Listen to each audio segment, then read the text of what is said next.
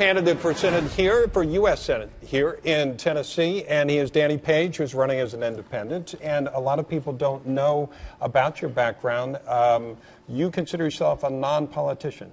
That's absolutely correct. I've never ran for office. Where do you stand on the issues that differentiate yourself from the other candidates? I personally am a conservative. I'm a liberty-minded guy, small government. Just get out of the way, let our family get to business and pursue the American dream. Okay, we had some people tweeting in congressional approval at 8% right now. What would you do to change that if you were elected? We can change that tomorrow, Bob. Tomorrow's election day. 3 million registered voters stayed home in August. If they will show up tomorrow, we can have a whole new Congress. We can fire them all. If an employer had an 8% employee approval rating, he'd fire that person. If we stay home, they get to keep their jobs. If we show up and vote tomorrow, we can change that immediately. Let's talk about some of the issues. Do you support a minimum wage increase?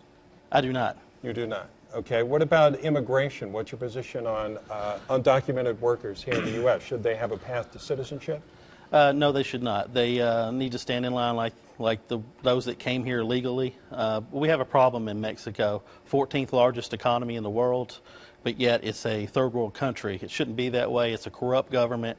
We need to influence change, encourage change in that government. The Mexican people are a national, prideful people. They want their homeland. They don't assimilate in America because they don't want to be Americans for the most part. They want to be Mexicans, but they're basically refugees. So I understand why they come here, but we can't allow it to happen illegally, and we need to help and encourage and influence change in Mexico. Senator Alexander is a Republican. You consider yourself a conservative. What is he wrong about that you would change? Well, just because you have an R beside your name doesn't mean you believe and practice Republicanism. 62% of the time, he sides with the Democrat side of the aisle, the liberal side of the aisle.